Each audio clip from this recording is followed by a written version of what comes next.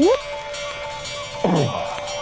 1992 Olympic, we had no Kazakh swimmers. In 1996 Olympic, we have no Kazakh swimmers. In 2000 Olympic, how many swimmers we have? We have a few. One? No, none. None? None. Why? Because not good from swim. Other times they will come back after an absence of 6 months and the piece will have changed. A different song will be on the whale hit parade. Very often the members of the group will sing the same song together. By some mutual consensus, some collaborative songwriting, the piece changes slowly and often predictably. I'm not very good at singing the songs of whales, but here's a try. In January, a tiny fragment of a long whale, song long, tiny, might sound like this. Whoop. In February, something like this. Whoop. And then in March, as maybe you'd predict, whoop.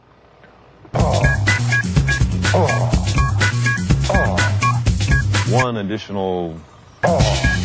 1, 2, 3, The great danger for the whales is a newcomer, an upstart animal, only recently, through technology, become competent in the oceans. A creature called man.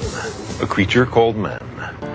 For 99.99% of the history of whales, there were no humans in the deep oceans.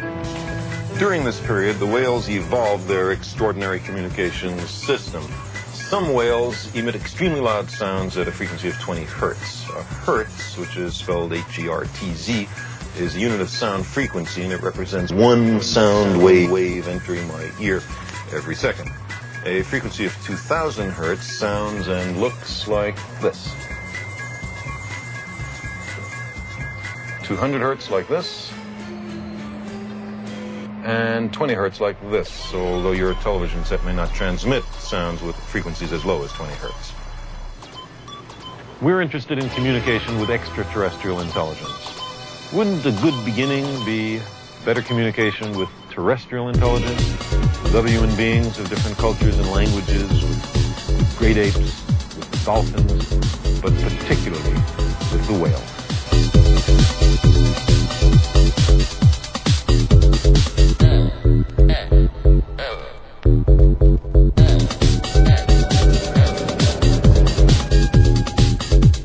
The information in the brains, the learned information, involves such things as who's your mother, or what the meaning is of that song we're hearing just now. The gene library of whales and people and almost everybody else on Earth is made of DNA. The only function of this complex molecule is to store and copy information. The American biologist Roger Payne has calculated that there's a deep sound channel in the ocean at these frequencies through which two whales could communicate with each other essentially anywhere in the world. One whale might be off the Ross Ice Shelf in Antarctica and communicate with another whale in the Aleutians in Alaska. For most of their history, the whales seem to have established a global communications network.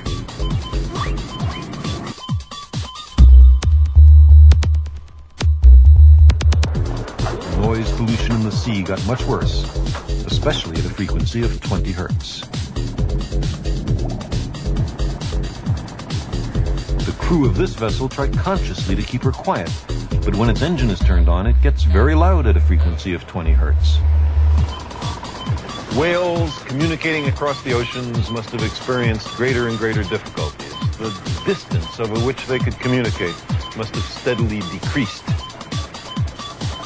200 years ago, a typical distance that some whales could communicate across was perhaps 10,000 kilometers. Today, on a typical day, the corresponding number is perhaps a few hundred kilometers. We have cut off the whales from themselves. Creatures which were freely communicating for tens of millions of years have now effectively been silenced. We use the word monster to describe an animal somehow different from us, somehow scary. But who's the more monstrous? The whales who ask only to be left alone to sing their rich and plaintive songs, or the humans who set out to hunt them and destroy them and have brought many whale species close to the edge of extinction?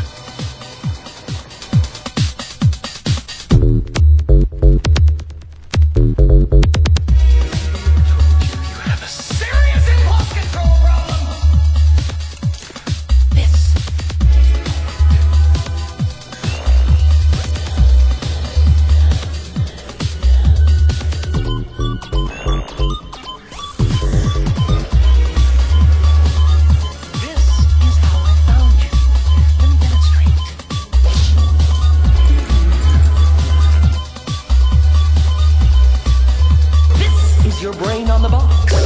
This is my brain on the box. Does anybody else feel like a bright egg? A bit more, thank you. Oh, there's more.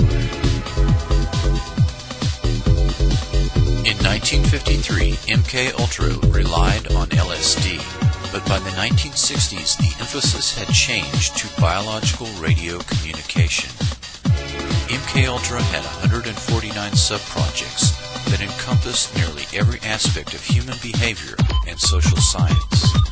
He advocated low-intensity warfare, transmitting strategic subliminal messages to the brains of enemy populations, and the use of high frequencies to affect memory and the unconscious mind.